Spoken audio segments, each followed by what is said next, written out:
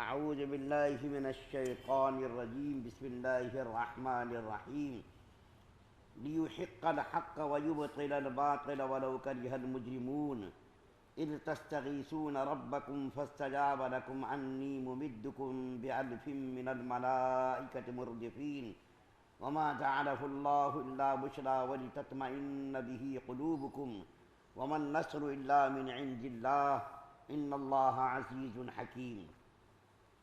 تاکہ حق کا حق ہونا اور باطل کا باطل ہونا ثابت کر دے، چاہے مجرم لوگوں کو یہ بات کتنی ناگوار ہو۔ یاد کرو جب تم اپنے رب سے فریاد کر رہے تھے تو اس نے تمہاری فریاد کا جواب دیا کہ میں تمہاری مدد کے لیے 1000 فرشتوں کی کمک بھیجنے والا ہوں جو لگاتار آئیں گے۔ اور یہ وعدہ اللہ نے کسی اور وجہ سے نہیں بلکہ صرف اس وجہ سے کیا کہ وہ خوشخبری بنے اور تاکہ تمہارے دلوں کو اطمینان حاصل ہو، ورنہ مدد کسی اور کے پاس سے نہیں، صرف اللہ کے پاس سے آتی ہے۔ یقیناً اللہ تعالیٰ اقتدار کا بھی مالک ہے، حکمت کا بھی مالک ہے۔ سورہ انفال کی آیت نمبر 8، 9، 10 تین آیات آپ کے سامنے پڑھی گئی ہے۔ پہلی آیت کریمہ جو پڑھی گئی اس میں اللہ تعالیٰ فرماتے ہیں، اللہ تعالیٰ نے اوپر وعدہ کیا تھا کہ 2 جماعتوں میں سے ایک جماعت پر مسلمانوں کو غلبہ دیں گے، فتح دیں گے، لیکن یہ نہیں کہا تھا کہ دونوں جماعتوں میں سے کون سی جماعت پر مسلمانوں کو غالب کریں گے۔ 2 جماعتوں سے مراد ایک تو ابو سفیان رضی اللہ تعالیٰ عنہ کا تجارتی قافلہ تھا اور دوسرا ابو جہل کا 1000 کا لشکر تھا۔ تو اللہ تعالیٰ نے وعدہ کیا تھا کہ دونوں جماعتوں میں سے ایک جماعت پر مسلمانوں کو غلبہ عطا فرمائیں گے۔ تو مسلمانوں کی خواہش یہ تھی کہ بغیر لڑے ابو سفیان کا جو قافلہ تھا وہ مسلمانوں کے قبضے میں آ جائے۔ اس میں بہت بڑی مالیت تھی، بہت دولت اور ثروت اس قافلے کے اندر تھی۔ جیسا کہ میں نے ذکر کیا، مفتی شفیع صاحب رحمۃ اللہ علیہ فرماتے ہیں آج کے زمانے کے اعتبار سے کروڑوں روپے کی مالیت تھی اس تجارتی قافلے میں۔ تو مسلمانوں کی خواہش یہ تھی کہ لڑے بغیر اس تجارتی قافلے پر مسلمانوں کا قبضہ ہو جائے تاکہ مسلمانوں کی مالی حیثیت بھی تھوڑی سی اچھی ہو جائے۔ بڑی غربت اور تنگدستی کا زمانہ تھا۔ تو اللہ تعالیٰ نے اشارہ کیا کہ تمہاری پست ہمتی یہ مناسب نہیں ہے، یہ جو تم لوگ پست ہمتی کا مظاہرہ کر رہے ہو، کم ہمتی کا مظاہرہ کہ ابو سفیان کا تجارتی قافلہ ہمارے قبضے میں آ جائے، تمہارے لیے یہ مناسب نہیں، تمہاری شان کے خلاف ہے، اور تمہارا مرتبہ اور تمہارا مقام تو بہت اعلیٰ، بہت عرفہ ہے، اور یہ سوچ تمہاری ٹھیک نہیں ہے، بلکہ تم کو تو ہم ایک ایسی جماعت سے ٹکرائیں گے جو کافروں کی جڑ اور بنیاد کو کھود کر کے رکھ دے، کافروں کی طاقت کو، قوت کو کمزور کر دے، اور حق کا حق ہونا واضح ہو جائے، باطل کا باطل ہونا واضح ہو جائے۔ ایک میں مثال دیتا ہوں، جب سونار سونے کو جانچتا ہے تو سونے کو پہلے آگ میں پکاتا ہے، پکا کر کے اس کو ٹھوکتا ہے، بجاتا ہے، اس کے بعد اس کو معلوم ہوتا ہے یہ سونا کھرا ہے یا کھوٹا ہے۔ اسی طریقے سے اللہ تعالیٰ ایمان والوں کو بھی آزمانا چاہتے تھے، کھرا کھوٹا، کیونکہ جنگ بدر کے بعد سے ہی منافقوں کی علامتیں ظاہر ہونی شروع ہو گئی تھی۔ اس سے پہلے مسلمانوں کو منافقوں کے بارے میں معلوم نہیں تھا کہ گھر کا بھیڑی لنکا ڈھائے، یہ منافق لوگ مسلمانوں کے دشمن بنے ہوئے ہیں، مسلمانوں کے ساتھ کھاتے پیتے اٹھتے بیٹھتے۔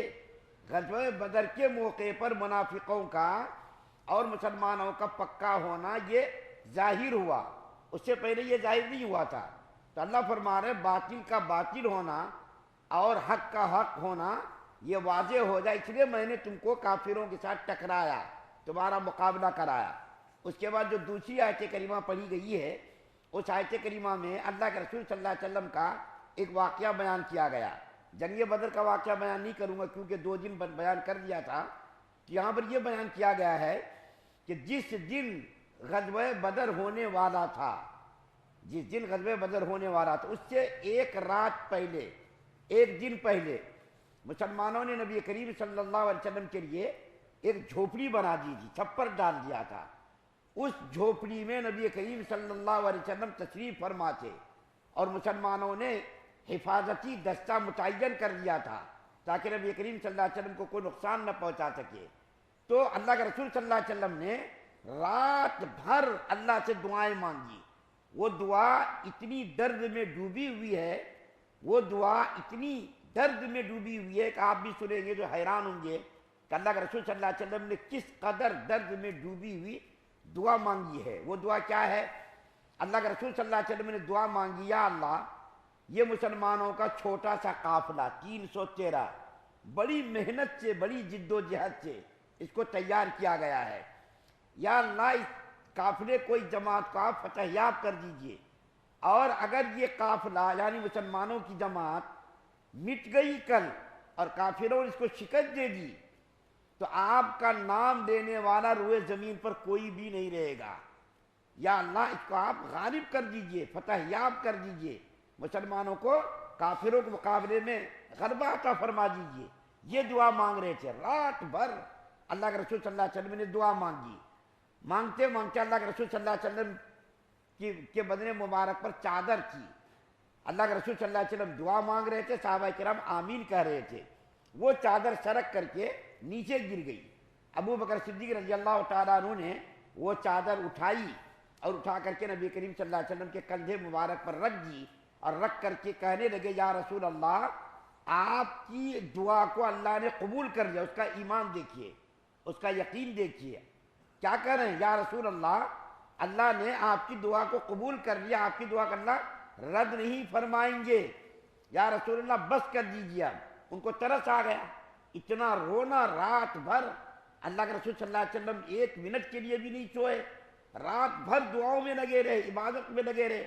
ابو بکر صدیق رضی اللہ تعالیٰ عنہ کو ترس آ گیا اور کہنے لگے، یا رسول اللہ بس بس بس، اللہ نے آپ کی دعا کو قبول کر لیا ہے، اللہ آپ کی دعا کو رد نہیں فرمائیں گے۔ پھر اللہ تعالیٰ نے وعدہ کیا، کیا وعدہ کیا؟ ہم مسلمانوں کی مدد کے لیے 1000 فرشتوں کا لشکر بھیجیں گے، 1000 فرشتوں کا لشکر۔ یہاں دیکھیے 1000 کا ذکر ہے سورہ آل عمران میں، ایک جگہ بثلاثۃ آلاف من الملائکہ، 3000 لشکر کا ذکر کیا گیا۔ پھر اسی جگہ پر آگے بخمسۃ آلاف من الملائکہ، 5000 فرشتوں کے لشکر کا وعدہ کیا گیا۔ 3 مواقع کے اعتبار سے 3 وعدے اللہ نے کیے۔ ایک تو یہ کہ 1000 کا لشکر ہم فرشتوں کا بھیجیں گے، پھر اس کے بعد کہا کہ 3000 کا لشکر بھیجیں گے، اور اگر خدا نخواستہ کافروں نے مسلمانوں پر یکبارگی اچانک حملہ کر دیا تو ہم 5000 فرشتوں کے لشکر سے مسلمانوں کی مدد کریں گے۔ یہاں پر ایک بات عرض کرتا ہوں، ایک فرشتہ ہی مسلمانوں کی مدد کے لیے کافی ہو جاتا، ایک فرشتہ۔ کیوں؟ آپ کو معلوم ہے قوم لوط کو جب اللہ تعالیٰ نے تباہ و برباد کیا تو حضرت جبریل علیہ السلام نے اپنے 600 پروں میں سے ایک پر کا استعمال کیا تھا، اور پوری زمین کو اٹھا کر کے آسمان پر لے کے گئے تھے، اور وہاں سے پوری زمین کو اٹھا کر کے پھینک کر کے پوری قوم کو تباہ و برباد کر دیا تھا۔ تو وہاں سے ایک فرشتہ ہی کافی ہو گیا۔ یہاں اللہ تعالیٰ نے 1000 فرشتوں کا ذکر کیا، آل عمران میں 3000 کا، پھر 5000 کا، 3 مواقع میں 3 تعداد بیان کی گئی، 1000، 3000، 5000۔ تو علماء نے اس کا جواب دیا ہے 3 مواقع کے اعتبار سے تینوں کا وعدہ کیا گیا، اور انسان کی فطرت ہے کہ جب تعداد زیادہ ہوتی ہے مخالفین کی تو انسان گھبرا جاتا ہے۔ تو اللہ تعالیٰ نے مسلمانوں کی ہمت کے لیے، مسلمانوں کی مدد کے لیے اللہ تعالیٰ نے 1000، 3000، 5000، تاکہ مسلمانوں کو گھبراہٹ نہ ہو، پریشانی نہ ہو، بلکہ مسلمان ہمت کے ساتھ کہ فرشتوں نے میری مدد کی ہے۔ حالانکہ فرشتوں نے قتال میں، جنگ میں حصہ نہیں لیا۔ بعض صحابہ کرام کہتے بھی ہیں کہ فرشتے جب آئے تھے تو بہترین خوبصورت گھوڑے پر سوار، سر پر پگڑی، بہترین پوشاک۔ بعض صحابہ کرام نے اپنی آنکھوں سے بھی دیکھا فرشتوں کو۔ صرف کافروں کے دلوں پر رعب اور ہیبت طاری کرنے کے لیے اللہ تعالیٰ نے فرشتوں کو بھیجا تھا، تاکہ کافروں کے اوپر رعب طاری ہو جائے۔ اور کافروں کو بہت زیادہ لشکر دکھ رہا تھا، حالانکہ مسلمان 313 تھے، لیکن ان فرشتوں کی آمد و رفت کی وجہ سے کافر لوگ کیا سمجھ رہے تھے، مسلمانوں کی بہت بڑی تعداد ہے، مسلمان بہت زیادہ ہیں، حالانکہ مسلمان 313 سے باقی فرشتے تھے۔ تو بعض صحابہ کرام نے فرشتوں کو دیکھا بھی اور کافروں کو مسلمانوں کی تعداد زیادہ دکھ رہی تھی، مقصد وہی تھا۔ تو اللہ تعالیٰ فرمان ہے حکمت یہ تھی کہ اللہ تعالیٰ فرشتوں کو ایک فرشتے کو بھی بھیجتے تو کافی ہو جاتا، لیکن انسان کی فطرت یہ ہے کہ انسان زیادہ دیکھ کر کے دشمن کو دیکھ کے گھبراتا ہے، اور اپنی تعداد اگر زیادہ ہو جائے تو اس کی ہمت بن جاتی ہے۔ تو اللہ تعالیٰ فرمان ہے کہ اللہ تعالیٰ ہی حکمت والا ہے، زبردست قوت والا ہے، طاقت والا ہے۔ اس کے بعد پھر آگے اللہ تعالیٰ نے مسلمانوں پر جو انعام کیا بدر کے موقع پر کہ رات کو نیند طاری کر دی۔ نیند کا طاری ہونا یہ مسلمانوں کی فتح کی طرف اشارہ تھا، ورنہ لڑائی کے موقع پر کون سوتا ہے؟ اگر کوئی الجھن ہو جائے، کوئی پریشانی ہو جائے تو آدمی رات بھر نہیں سوتا، لیکن اللہ تعالیٰ نے مسلمانوں پر نیند کو طاری کر دیا۔ اس کا ذکر انشاءاللہ آگے آئے گا۔ اللہ سے دعا اللہ ہم سب کو سننے زیادہ عمل کی توفیق عطا فرمائے۔ سبحان اللہ و بحمدہ، سبحانک اللہم۔